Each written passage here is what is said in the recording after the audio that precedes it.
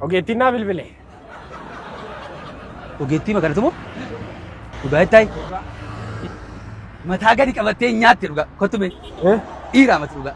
Akkasii dhiiruma wanatti fakkaatee beektu mati dhugaa. Anoo? Nama Dhiira sitti hin fakkaanneena. Dhiira sitti hin fakkaaddooti. Nama siifattee ati haasoftee numee kan ogeetti. Meena dhiisime akeekkachiisaaf bilbilte isheenoo. Si jaallatte jechuudha. Isheen mee dhiira jaallattu jedhani akeekkachiisaaf mallattoo gootiidhaan. Irra jettee dhugaa kottume. Mirgaan galtee gurbaa. Dhiisime. Liqiisin irra jira kan abdiin deebistan taanaan mana hidhaatti galtootte. Atis keessa jirta maal? Atis keessa jirta. Nu lamaa immoo? Maalan godhe maalan immoo? Liqiisin irra jira. Sinini madhaa sinini siisaa jedhame. Mana hidhaa moo? Anko badaa miti kaaliqichi. Beekaa kan kee kan sirra jiru liqiin kuni. Anko maal badaa miti. Mamma xurii qeensaan geessu maalan godhan? 14,000. 14,000. Anaatu bade gaan furee fufaa dhiinsaa. 14,000 manumatti galte gaati. Ijoollummaa gaati isa si guddisee. Maal gootate amma liqii amma kana maa fuutati?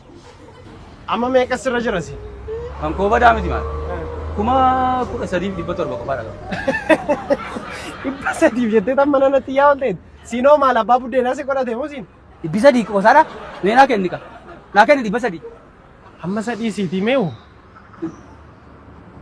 Maal goona? Maal goona? Mana dhaasee nu geenyaa reemma. Ni. Dhugaa ittaay. Dhugaa. Ani erguma dhaladhe mana dhaasee hin beeku. Hin boo'inka. Maaliif hin boo'u? Mana asattan deema seedhee. Mana dhaatti. Mana dhaatti. Si gargaaru re? Si gargaaru? Laamee garuu. Akkuma bakkee kana bareechani mana hidhaa kanas tarii bareechuu danda'u itti deemname wanta kanatti. Ati deemi? Ani liqeeffachuu man deema. Liqeeffadhee man kaffala kan biraarraa liqeeffadhe. Namarraa liqeeffattu qabdaati. Maalan godhare abdii marraa liqeeffadhe. Maaliin abdiin kuni ati? Umurii guutuu akkasitti murtaa'uu barbaadde? Maalin? Isa tunuu isaa raamsarraa liqeeffanne. Maal goona? Mee mammoo lubbuu marraa moo liqeeffadhatu moo? Lubbuu kana moo? Lubbuu maal qabdi isheen? Hiyyeessaam isheen. Utuu qabeenya qabaate sooressa gaafa gartu akka